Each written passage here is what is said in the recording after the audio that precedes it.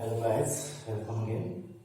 Let's complete our remaining part of question number 2 from exercise 1.6. So dear students, in this question we have to find 16 raised to power 3 by 4. 16 raised to power 3 by 4. प्यारे बच्चों, 16 को आप क्या लिख सकते हो? 2 raised to power 4. 2 into 2 into 2 into 2. तो 16 की बजाय मैं यहाँ पे क्या लिख देता हूँ? 2 raised to power 4 और further raised to power 3 by 4. मैंने क्या कहा था कि अगर पावर की पावर दे रखी है तो इन दोनों की प्रोडक्ट हो जाती है. ठीक है, तो this can be written as 2 into 4 into 3 by 4. That is 2 raised to power 3 यानी कि 8. Now part third, 125 raised to power -1 by 3. पहले बच्चों माइनस का ध्यान रखना है. अगर मैं आपको बता दूं 2 raised to power -2 है तो आप क्या करोगे? इसको 1 by लिख दो. जो 2 raised to power -2 है, माइनस को हटाने के लिए, माइनस को रिमूव करने के लिए मैं क्या कर देता हूं? इसको 1 by लिख देता हूं. 1 by 2 raised to power 2. ठीक है, अब 125 can be written as 5 raised to power 3.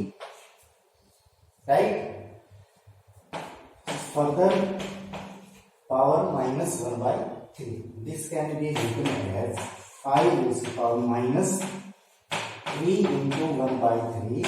That is 5 raised to power -1 यानी कि 1 by 5. ठीक है, our question number 2 completes. Let's discuss our question number 3.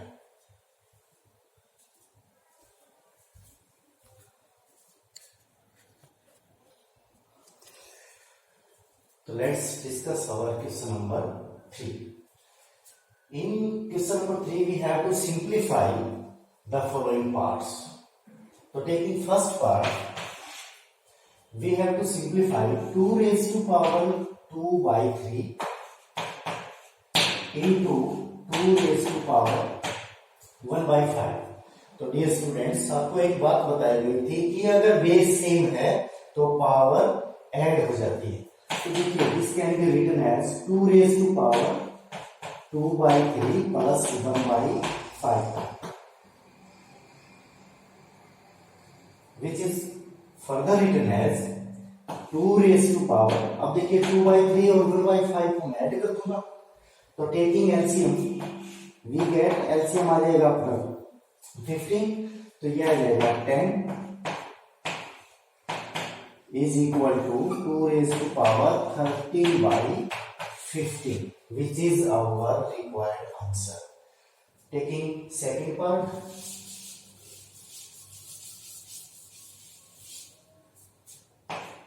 one by 3 raised to power 3 whole power 7.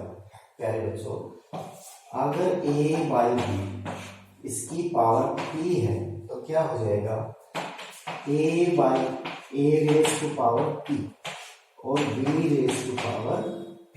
ये जो power है दोनों की अलग अलग लगा सकते हो. a raised to power p अलग हो जाएगा, b raised to power p अलग हो जाएगा. इसका मतलब ये है कि जो पावर p है ये न्यूमरेटर के साथ भी है और डिनोमिनेटर के साथ भी है.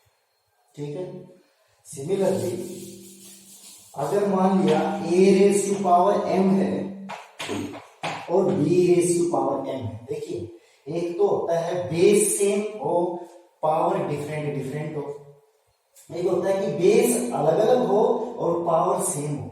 तो इसमें आप क्या लिख सकते हो? इसको ऐसे लिख सकते हो आप a into b और raised to power m. ध्यान रखना, यहां से आप यहां जा सकते हो और यहां से फिर वापस यहां आ सकते हो. यानी कि अगर a raised to power m है into b raised to power m है तो उसको आप क्या लिख दोगे? दोनों की पहले तो आप प्रोडक्ट कर दो, फिर इकट्ठी पावर लिख दो raised to power m. ठीक है, उसी प्रकार अगर आपके पास यूं हो कि a इंटू बी है और रेस टू पावर m है, तो आप उसको अलग अलग लिख सकते हो, a raise to power m into B raise to power m, that is this.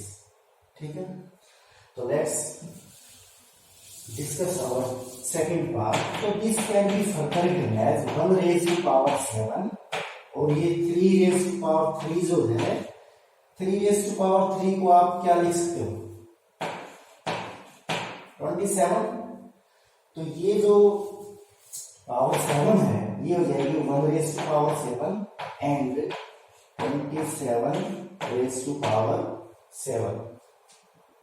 ठीक है, या आप इसको ऐसे भी लिख सकते हो, ये 3 raise to power 3 power 7, this can be further written as 1 raise to power 7 और 3 रेस टू पावर 3 और ये पावर 7। मैंने न्यूमरेटर और डिनोमिनेटर दोनों की अलग अलग पावर लिख दी। This can be further written as 1 raise to power 7 और 3 raise to power 21। 1 raise to power 7, 1 raise to power something 1। This is our required answer. ठीक है, आप इसको चाहो तो ऐसे लिख सकते हो, चाहो तो ऐसे लिख सकते हो। ऐसा नहीं है कि आपकी बुक में अगर ऐसे सॉल्यूशन दिखा रखा है तो ये गलत हो जाएगा, ऐसा नहीं है। आंसर पे मत जाना, कंसेप्ट पे जाना। ठीक है, now discuss our third part. We have to solve 11 raise to power 1/2 divided by 11 raise to power 1/4। प्यारे बच्चों, आपको एक बात बताना चाहूंगा कि अगर a raise to power m है और a raise to power n है, ठीक है, मैंने क्या लिखा है, a raise to power m और a raise to power n। तो प्यारे बच्चों, ये पावर जो है ऊपर ले जा सकता हूं क्योंकि बेस सेम है। ठीक है, तो इसको मैं कैसे लिख सकता हूं कि a raise to power n, ऊपर जाने के बाद ये पावर जो है अपना साइन चेंज कर लेगी। अगर यहाँ पे प्लस की है तो ऊपर जाने के बाद माइनस हो जाएगी, अगर यहाँ पे माइनस की है तो ऊपर जाने के बाद प्लस की हो जाएगी। ठीक है, तो this can be further written as, अब देखिए यहाँ पे a की जगह 11, n की जगह है 1/2 और n की जगह है 1/4। तो this can be written as 11 raise to power 1/2 minus 1/4। इस पावर को मैं ऊपर ऐसे ले जाऊंगा। कहने का मतलब ये है कि पावर को अकेला नहीं लेके गया, इसको मैं ऐसे लिख सकता हूं 11 रेज़ टू पावर 1/2, ये 1 है, 1 a raise to power m है, तो मैं उसको यूं लिख सकता हूं a raise to power minus m। मैंने आपको प्रीवियस क्लास में बताया था कि अगर पावर ऐसे माइनस हो तो आप इसको 1 लिख सकते हो, वो पावर प्लस हो जाएगी। ठीक है, तो अपना ये जो क्वेश्चन था इसको मैं ऐसे लिख सकता हूँ 11 रेज़ टू पावर 1/2 इनटू में 1/11 raise to power 1/4। This can be written as in this form. Further, this can be written as 11 raise to power 1/2 और ये आपकी हो जाएगी into 11 raise to power minus 1/4। इसको मैं इस तरह लिख सकता हूं। ठीक है, अब आपका वही कंसेप्ट काम आएगा कि बेस सेम है तो पावर ऐड हो जाएगी, that is 11 raise to power 1/2 minus 1/4। तो taking LCM for 1/4 which is equal to 11 raised to power 1/4, which is our required answer. Fourth part की बात करते हैं।